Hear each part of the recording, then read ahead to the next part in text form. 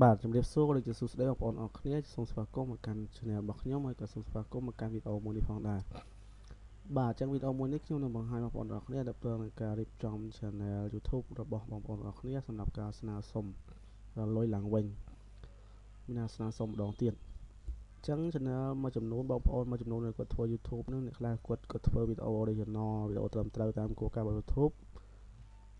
ដោយមិនខុសគោលការណ៍អីគាត់ធ្វើ original បាទគាត់ស្នើទៅពេលច្រើនតែម្ដងអីជាប់ហើយប៉ុន្តែបងប្អូនមួយចំនួនជួនកាលគាត់មានការខុសឆ្គងទៅតាមការធ្វើ content ឬក៏ធ្វើ content ដែលយករបស់គេមកកាត់តឬក៏យករបស់គេមកបញ្ចូលចេញបញ្ចូលអីទៅវាធ្វើឲ្យអត់ approve ឬក៏យើង upload វីដេអូចម្រុះពេលខ្លះបាទអញ្ចឹងកាលណាយើង upload វីដេអូមិនត្រឹមត្រូវវានឹងធ្វើឲ្យការស្នើសុំរបស់យើងវាមិនងាយ approve ឬក៏មិន approve ប៉ុន្តែកាលណាយើងផុសត្រឹមត្រូវតាមគោលការណ៍វារៀបចំ channel បានល្អយើងស្នើទៅងាយនឹង approve មែនតើបងប្អូនគឺអាចតែមួយថ្ងៃពីរថ្ងៃ approve ហើយ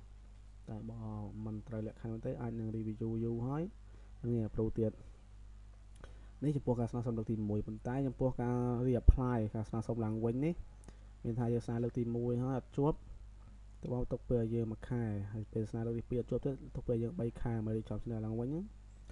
មានថាការពិនិត្យហ្នឹងកាន់តែតឹងរឹងជាងមុនហើយអញ្ចឹងការធ្វើ content ការធ្វើវីដេអូដាក់ក្នុង channel របស់យើងការរៀបចំ channel កាន់តែមានលក្ខណៈមកចាត់ជាងមុនថែមទៀតបងប្អូនបើមិនចឹងទេ channel យើងហ្នឹងមិនងាយនឹងបានទទួល monetize ទេសិនទេមានថាមិនងាយនឹងការបើកដល់លុយបានទេ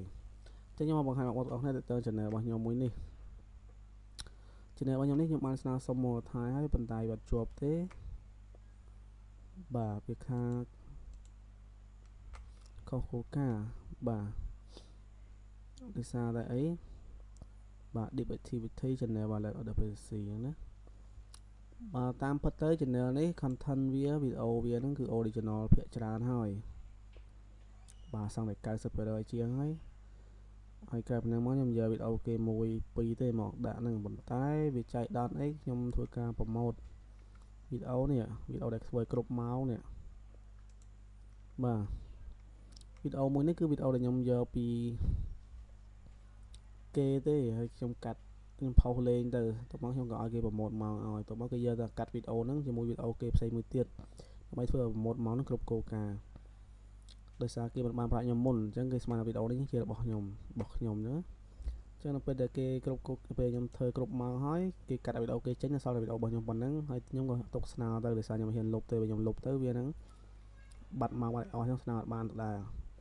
វីដេអូផ្សេងៗសុទ្ធតែ original ទេប៉ុន្តែដោយសារតែលក្ខខណ្ឌមួយនេះហើយដែលធ្វើឲ្យ channel ខ្ញុំមិនរកលុយមិនបានដោយសារអីវាជាប់តែខុសគោលការណ៍សារយើងនឹងប្រើ fake មានថាប្រើលក្ខណៈបោកបញ្ឆោត user ដោយសារគាត់អ្នកប្រម៉ូទមកហ្នឹងគាត់យកវីដេអូទៅកាត់ជាមួយវីដេអូរឿងវីដេអូ Word ចំវាយ Word 1ម៉ោងជាងអញ្ចឹងកាលណាអ្នកមើលក៏ចូលមើលរឿងទេបើតែដាក់វីដេអូនេះហ្នឹងខ្ទុយអញ្ចឹងគេមើលដល់គេដឹងគេចាប់អារម្មណ៍ហើយចឹងធ្វើ view ឡើងគ្រប់ទៅពេលក្រុមគេ stream មុខនេះ stream នៅក្នុង YouTube Studio ហ្នឹង stream កាត់វីដេអូខាងដើមចេញទៅទុកតែប៉ុណ្្នឹងទៅអញ្ចឹងវាធ្វើឲ្យម៉ោងហ្នឹងវាយើងអត់បាត់ទេប៉ុន្តែវាលោកបំពេញរបស់គោលការណ៍របស់ YouTube ក៏ប៉ុន្តែការធ្វើបែបនេះវាមិនមែនអត់ approve ទាំងស្រុងទេបើសិនជាយើងធ្វើរៀបចំ channel បានល្អហើយវីដេអូរបស់យើងដូចគ្នាទាំងអស់រៀបចំទៅបាន original ទាំងអស់វាមានលក្ខណៈខុសគ្នាអីទេវាអត់សូវសង្ស័យអត់ចាប់អារម្មណ៍ទេអញ្ចឹងយើងធ្វើការស្នើសុំអីវាអាចនឹងងាយ approve ប៉ុន្តែដោយសារនេះ content ហ្នឹងវាប្លែកពីគេទេមិនថាផុសលេងទេវីដេអូឡានណាក៏ប៉ុន្តែ channel របស់ខ្ញុំហ្នឹងគឺធ្វើវីដេអូ how to ទេទៅងាបរៀនអីផ្សេងៗតាម online ហ្នឹងដែលសំខាន់លើបែបហ្នឹងទេប៉ុន្តែអានេះខ្ញុំ upload លេងទេសម្រាប់អ្នកគាត់យកទៅកាត់ហ្នឹងគាត់ទៅកាត់ដាក់អាហ្នឹងវិញដល់ពេលចឹងទៅធ្វើឲ្យវាខ្ញុំមិនអាចលុបវាចេញបានអញ្ចឹងធ្វើឲ្យខុសគេទៅឯងក្នុង channel ហ្នឹងចឹងដល់ពេលដែល YouTube review មិនទៅវាមើលមែនវីដេអូរបស់យើងហើយវីដេអូចម្បងរបស់យើងធ្វើពីអី channel របស់យើងណាហើយវីដេអូដែលបាន view ច្រើនជាងគេធ្វើពីអីដែលគ្រប់គោលការណ៍ហ្នឹងចឹងគេសង្កេតមែនទៅគឺវាខុសប្លែកតែនឹងមួយខុសគេចឹងវាសង្ស័យថាវីដេអូមានភាពមិនប្រក្រតីអញ្ចឹងគេទៅមើលឡើងតាំងមកចត់ទៅឃើញថាវាខុសមែនចឹងគេឃើញកំហុសគេអត់ approve ឲ្យទេបើសិនជាយើងកាត់វីដេអូនេះធម្មតាដាក់នេះចូលជាមួយគ្នាអាហ្នឹងវាអត់សង្ស័យទេបាទអញ្ចឹងភាគរយវាហ្នឹងគឺមានភាគរយ approve ច្រើនណាភាសាយើងខុសគេតែឯងមកអញ្ចឹងវាងាយដូចយើងធ្វើអីមួយអញ្ចឹងដូចគេពាក់អាវខ្មែរគ្រប់គ្នាពាក់អាវសតែឯងចូលក្នុងវងអញ្ចឹងធ្វើឲ្យគេងាយនឹងចាប់អារម្មណ៍ហើយបាទកន្លែងហ្នឹងហើយមួយទៀតកន្លែងចម្រៀងនេះក៏ចាំបាច់ដែរយើងអាចលុបវាចោលទៅបងប្អូនអត់ចង់លុបទេបងអាចដាក់ ដាក់វាជា unlist ទៅបាទ unlist ចោលទៅខ្ញុំចង់លុបទៅគាត់វីដេអូ original ឡើងទេខ្ញុំដាក់វាកម្មវិធីចិត្តហ្នឹងវាអត់ទៅមានអ្នកក្នុង YouTube ទេប៉ុន្តែខ្ញុំបើសង្ស័យវាជាប់ញ៉ៃអញ្ចឹងមានចម្រៀងផងវីដេអូរៀនផងចឹងតែវីដេអូមួយនេះខ្ញុំនៅតែលុបអត់បានទេអញ្ចឹងភាគរយខ្ញុំស្នើលើកនេះខ្ញុំមិនប្រកាសថាជាប់ដែរតែខ្ញុំត្រូវរៀបចំ channel មិនត្រូវរៀបចំ post វីដេអូឲ្យបានច្រើនបន្ថែមទៀតទៅនេះរៀបចំ content thumbnail ដាក់ឲ្យស្អាតមកថតបន្ថែមទៅកាលណាមាន view ឡើងថែមទៅវាអាចនឹងភាគរយ approve បាន 50% ដែរវាមិនអត់សោះទេតែបើសិនជាខ្ញុំលុបវីដេអូនេះចោលហើយខ្ញុំធ្វើវីដេអូថ្មីហើយកាលណាមាន view ម៉ោងគ្រប់មានថាមានម៉ោងគ្រប់ឡើងវិញដោយសារវីដេអូផ្សេងណាប្រកាសជាវា approve ក្រៅពីវីដេអូនឹងមួយចឹងចំណែកខ្ញុំមួយនៅទៅតាក់តែវីដេអូមួយនេះទេដែលវាធ្វើឲ្យប៉ះពាល់ដល់ការស្នើសុំលុយក្រៅពីហ្នឹងគឺវាគ្រប់តាក់ទងវា apply ទៅតាមគ្រប់តាមគោលការណ៍របស់ YouTube ហើយប៉ុន្តែវាបាន view ទៅតិចពេកវាគ្រប់ម៉ោងដែលអាចស្នើបានខ្ញុំក៏ទុកវាដើម្បីស្នើសាកម្ដងទៀតសិនទៅ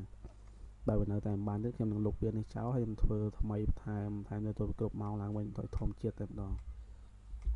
បាទអញ្ចឹងខ្ញុំបញ្ជាក់កន្លែងហ្នឹងបងប្អូនយល់ទេអញ្ចឹងការប្រម៉ូទហ្នឹងបើចំនួនយើងប្រម៉ូទបានត្រឹមត្រូវមានថាយើងចេះរៀបចំអីចឹងទៅវាអាចនឹង approve ដែរភាគរយច្រើនដែរតែបើកាលណាយើងផុសវីដេអូលាយចម្រុះគ្នាពេញហ្នឹងអញ្ចឹងធ្វើឲ្យ YouTube វាចាប់មើលវាផ្តិតមើលមកចោតដែរអញ្ចឹងធ្វើឲ្យការសាកសមយើងមិនងាយជាប់ទេចឹងឡើយនេះទៅទៅការរៀបចំ channel មួយដែរបងប្អូនអញ្ចឹងបើយើងសង្ស័យថាវីដេអូណាដែលมันភាពមិនត្រង់អីទេយើងអាចលុបដូចក៏ unlist វាចោលទៅបើយើងអស់លុបតែម្ដងណាវីដេអូណាដែលអាចលុបបានយើងមិនបាច់ទុកទេបាទហើយយើងធ្វើការរៀបចំស្នើទៅតែបងប្អូនទៅប្រយ័ត្នថាវីដេអូណាដែលមានម៉ោងគ្រប់គោលការណ៍តែយើងលុបវីដេអូទៅវានឹងបាត់ម៉ោងអញ្ចឹងយើងមិនអាចស្នើបានដូចគ្នាហ្នឹងគឺយើងរងចាំវាគ្រប់ដងទៀតដូចគ្នាហ្នឹងបាទអញ្ចឹងក្នុង channel នេះខ្ញុំនឹងធ្វើការពិនិត្យមើលផ្សេងហ្នឹងខ្ញុំមើលទៅកន្លែង setting អីនេះបាទខ្ញុំបានកំណត់ឲ្យបើលក្ខខណ្ឌអីផ្សេងបាទខ្ញុំបានកំណត់ឲ្យនេះអត់អីទេបាទបានអស់ហើយយើងមើល advanced setting advanced អីនេះយើងបាន verify អស់ហើយបាទកន្លែង copyright នេះវាមានអត់មានអីគេស្នើយើងនេះទេចុះឡើងបាទ copyright strict ក៏អត់មានដែរវាលុបធម្មតាប៉ុណ្ណឹងក៏វាអត់សូវមាន view channel មួយនេះបើសិនតែវីដេអូហ្នឹង channel មាន view ច្រើនដោយសារវីដេអូប្រភេទខ្ញុំបលេនហ្នឹងវាដឹងស្នើជួបហើយប៉ុន្តែសារវាឡើងមកដោយសារតែវីដេអូមួយផ្សេងទៀតបាទអញ្ចឹងបងប្អូនត្រូវរៀបចំយ៉ាងមក channel ណារៀបចំឲ្យស្អាតជាងមកមានឈ្មោះមាន cover មានអីមកនេះដូចខ្ញុំរៀបចំហ្នឹងណា channel មាន cover មាន description ពី channel យើងអាចសេ developer មកយើងរៀបចំអញ្ចឹងមកបាទហើយយើងរៀបចំ thumbnail វីដេអូ thumbnail អញ្ចឹងមកទោះបី view យើងតិចក៏ដោយណាហើយបានវីដេអូឡើងចិត្ត20អីឡើងទៅយើងអាចស្នើបាន20ឡើងហើយគ្រប់មកហើយ channel នេះខ្ញុំបញ្ជាក់បងប្អូនថាវាភាគរយអត់សូវជួបដោយសារវីដេអូមួយនេះវាខុសគេឯងហើយវីដេអូ promote ទៀតវីដេអូចិនទៀតបើ original ក៏ភាគរយ approve ដោយសារវីដេអូខ្ញុំយកពីគេមកទៀតហើយមិនដឹងថាគេយកមកផុសក្នុង YouTube មុនខ្ញុំដែរឬអត់អញ្ចឹងវាជន់ពេញហ្នឹងទៅយើងពិបាក verify ខ្លួនឯងបញ្ជាក់ខ្លួនឯងថាវាពិតជា original ឬអត់ចឹងធ្វើឲ្យ YouTube អាច approve បើសិនយើងលុបនេះមួយហើយយើងផុសវីដេអូផ្សេងមកគ្រប់មកវា approve 100%ខ្ញុំជឿអញ្ចឹងតែម្ដងចឹងបាទអញ្ចឹងបងប្អូនឲ្យធ្វើការស្នើលុយដល់ YouTube ត្រូវប្រយ័ត្នប្រយែងជាមួយអស់ហ្នឹងគឺពិនិត្យមើល channel យើងឲ្យបានល្អបានមកចាត់មុនហើយត្រូវលុបត្រូវថែមថយធ្វើឲ្យហើយចាំយើងចុចស្នើសុំពីព្រោះកាលណាដែលយើងចុចស្នើសុំឲ្យយើងកែផ្ដេសផ្ដាស់ចឹងធ្វើឲ្យ YouTube យើងវាការ review របស់វាកាន់តែយូរថែមទៀតហើយផ្សេងក្នុងពេលយើង appeal ថាពេលស្នើសុំលុយហើយវាដាច់ឬក៏វាមិន approve យើងធ្វើការ appeal ឡើងវិញក្នុងឡងពេល appeal ហ្នឹងតវ៉ាឡើងវិញហ្នឹងកាលណាវីដេអូយើងមានការលុបមានថាលុបចុះលុបឡើងក៏វានឹង cancel ការ request របស់យើងដែរ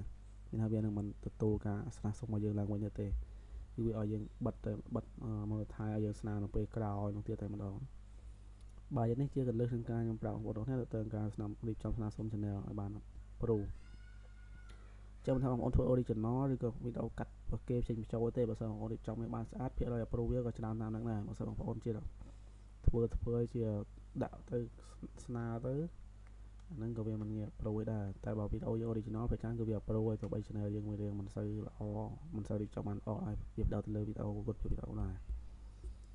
បាទអញ្ចឹងខ្ញុំមានការចែកម្លែកទៅប៉ុណ្ណឹងបងប្អូនមានចម្ងល់អីក្បិច comment សូបន្ថែមខ្ញុំជួយបញ្ជាក់បន្ថែមហើយខ្ញុំធ្វើការ update ព័ត៌មានទៅការស្នើសុំ channel នេះបន្តទៅទៀតអញ្ចឹងវានឹងឲ្យខ្ញុំអាចស្នើសុំឡើងវិញថ្ងៃស្អែកថ្ងៃទី8ឡើងទៅខ្ញុំចាប់ផុសវីដេអូចូល4 5បន្តទៀតមិនថាយើងកុំទុកវីដេអូដល់ពីចាស់មកប្រហែលទុកប៉ុណ្ណឹងស្នើសុំឡើងវិញគឺអត់ទេយើងត្រូវការរៀបចំហើយយើងត្រូវការផុសវីដេអូបន្ថែម4 5 ឲ្យវារៀងមានដំណើរការឡើងវិញចាញ់មានស្នើសុំដូចជាបងប្អូនពេលបន្ទាប់ពីវាស្នើចុះពីដំបូងបងប្អូនផុសតបរហូតដល់ពេលស្នើលើកក្រោយទៀតក៏បានដែរក៏ល្អដោយសារនេះ channel នេះខ្ញុំអត់មានពេលធ្វើខ្ញុំក៏ធ្វើខ្ញុំទៅរៀបចំវាឡើងវិញហ្នឹងទៅបាទនេះជាកណ្ដឹងនៃការស្នើសុំជួយជូនពរបងប្អូនអរគ្នានឹងអាចទទួលបានមកសុខភាពពី YouTube Channel ដើម្បីបងប្អូនអរគ្នាបានរៀបចំ Channel ត្រឹមត្រូវបាទអញ្ចឹងសូមអរគុណជួបគ្នានៅវីដេអូក្រោយៗទៀតបាទមានចម្ងល់អីស្អាតខមមិនក្រោមបានខ្ញុំធ្វើការបង្ហាញនិងឆ្លើយជូនបាទសូមអរគុណ